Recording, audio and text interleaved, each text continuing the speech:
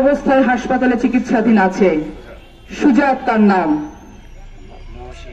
এখানে আরো আহত হয়েছে গুলিবিদ্ধ হয়ে মহসিন, সাব্বির, মোহন, ইয়াজউদ্দিন, জিয়াউর রহমান জিয়া।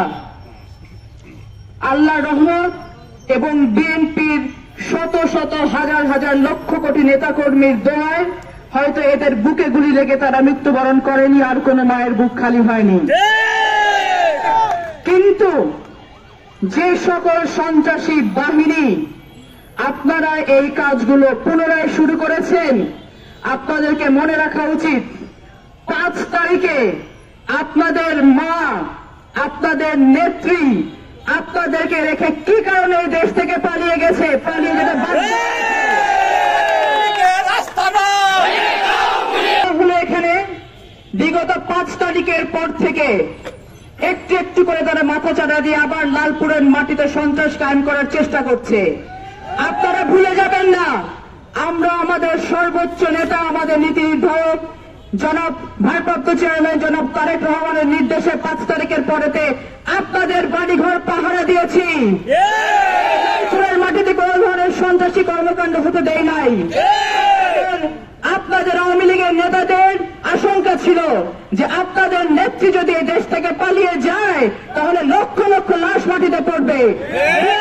নীতি নির্ধারকের নেতৃত্বে তাদের নির্দেশে আমরা আপনাদের বাড়িঘর পাহারা দিয়েছি, কাউকে হাত দিতে দেই নাই। আপনারা যদি মনে করে থাকেন এটা বিএনপির দুর্বলতা, আপনারা ভুল করছেন। কিন্তু আপনারা যদি মনে করে থাকেন যে আপনারা আমাদের ভাইয়ের উপরে, মায়ের উপরে, শিশুর উপরে গুলি চালাবেন আর আমরা হাতে চুরি পরে বসে থাকবো, ভুল করছেন। কিন্তু চাই আমরা চুপ করে আছি মনে এটা আমাদের দুর্বলতা না। আমরা বাংলাদেশ থেকে ফ্যাসিবাদকে বিদায় করতে চাই। আমরা বাংলাদেশে একটি সুষ্ঠু রাজনীতির পরিবেশ তৈরি করতে চাই।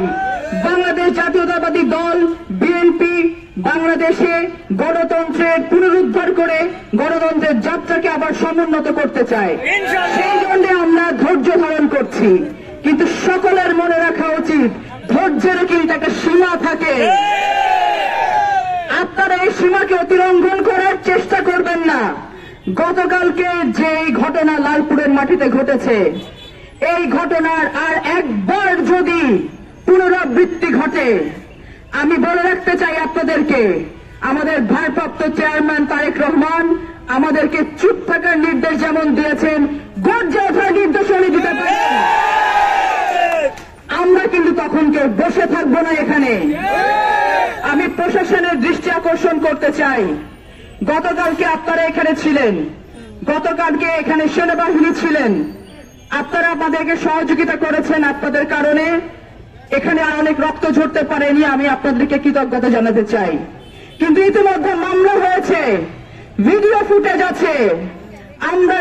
আমরা জানি যে আপনারা যদি ব্যবস্থা গ্রহণ করেন তাহলে লালপুর থেকে একটা আসামি পালাতে পারবে না। লালপুরের এই বাউন্ডারি পার হতে না পারে, আপনারা সেই মুহূর্তে তাদেরকে গ্রেফতারের ব্যবস্থা করেন, নাহলে পরিস্থিতি যা হবে তার জন্য প্রশাসন দায়ী থাকবেন।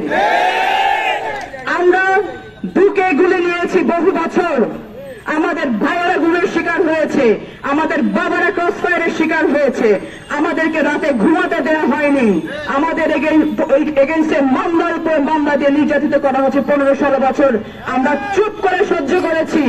আমরা 5 তারিখে আমাদের এই যে বিজয় হয়েছে, এই বিজয়কে ধূলিসাৎ করার জন্য আপনারা যদি আবার কোনো পায়তারা করতে থাকেন, আমি আজকে আপনাদেরকে সতর্কবার্তা পৌঁছে দিয়ে যাচ্ছি।